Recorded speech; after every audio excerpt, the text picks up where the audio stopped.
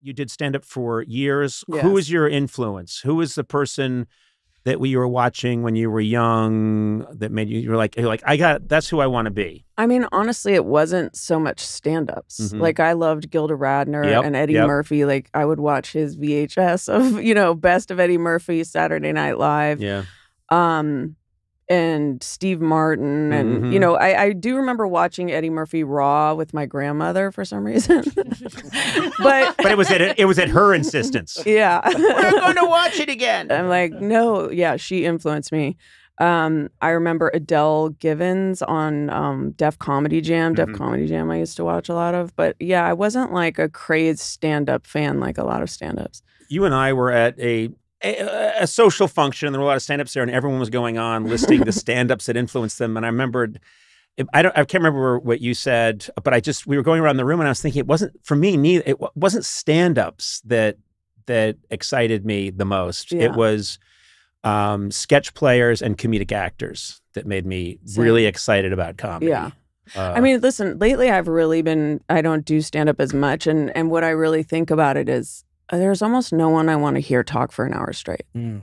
You know what I mean? Like, I think it's a flawed art form. Okay, this podcast we're canceled. 55 minutes. So we That's just get you in different, under the though. wire. We're both talking. There's an interplay. It's Yes, like I know what you mean. someone Yeah. standing on stage and talking. It's usually, even if I see someone who's amazing, I'm getting a little fatigued around 45 Isn't there an minutes. element too of who do you think you are? Yeah. Yeah. Yeah. And honestly, But I always he want. so hate stand-up. But you say that about a lot of things. That's true. Like when you go to a doctor for an opinion, and they're Yeah. saying, "Well, if I were you, who do you think you are?" Yeah. Dermatologist, my ass.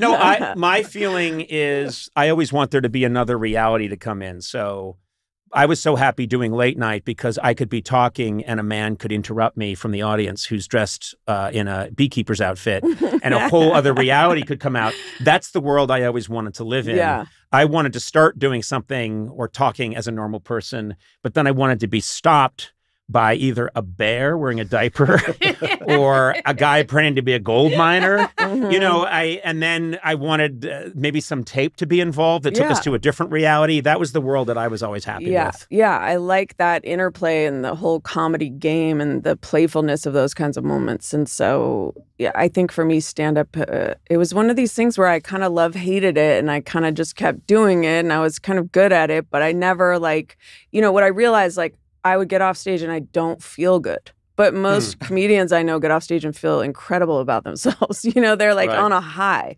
Whereas I'm like the one person who didn't laugh, the joke I forgot, whatever it is, I feel like I'm fixating on, What didn't happen. yeah. Or comparing it to my best show I've ever had and it doesn't live up, or. Did you do a lot of improv?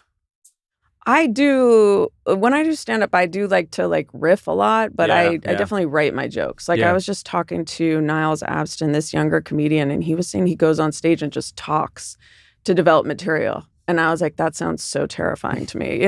I would definitely write jokes and then try to play when I felt loved and talk if I don't. I would be so afraid too of, you can come up with something really lovely on stage in front of people, and that's joyous.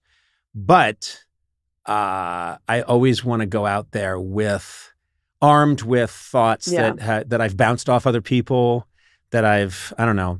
You want to have something that you're guaranteed to win with. It's a good feeling. I mean, although I've always kind of wanted to be more Kaufman-like. What if I went out and all I did was say one word over and over, or whatever. And I would try to do bits like that and bail on them because it's just not my personality. Right. If I'm bombing, I talk really quickly. And my friend Brendan, I noticed if he's bombing, not that I've ever seen it, but he slows down, which I thought was fascinating. It's almost daring. Yeah. It's that thing of, okay, you're not giving me what I want. And I understand that. I think I'm just going to slow down. Yeah. I have found at times because we did so much volume material for so many years, right. And a new audience, another audience, an audience, 5 hours a week. It felt like 40 weeks a year. You're just like, oh my God. There were times when it wasn't clicking, and I would almost, in a masochistic way, the way you pick at a scab or a wound, I'd be like, oh man, they're not with me.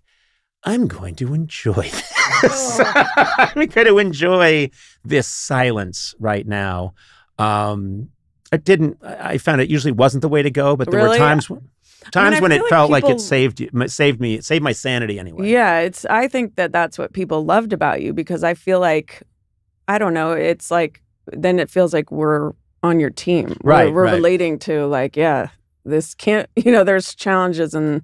Well, I liked we'd always start the show with jokes, and I like good jokes, but the jokes weren't the point. The jokes were just a device to get me to, okay, I just told the joke, and then live in that moment and try and find something organic. But that's where I was happier. I was happier with that than I was. The joke was just a thing that got me to that. Yeah, like I like in acting, comedy acting, I like to be the person that's like, this is crazy. You're all crazy, and I feel like you are doing that a lot as well, like surrounding yourself by insanity that you clearly approved. I was there at rehearsal. My favorite thing was to act like, what is happening? Yeah, like balking at it. Yeah, no, this is wrong. And it's like, no, I was at rehearsal. I was there the night before. I'm part of all of this, but I love pretending. Yeah. Whereas actually a lot of the madness here is there is no script with this, but there are many times where I'm quite upset with both of you. Yeah. Most of the time. Yeah, that seems to be the secret formula. Yeah. Me just raging.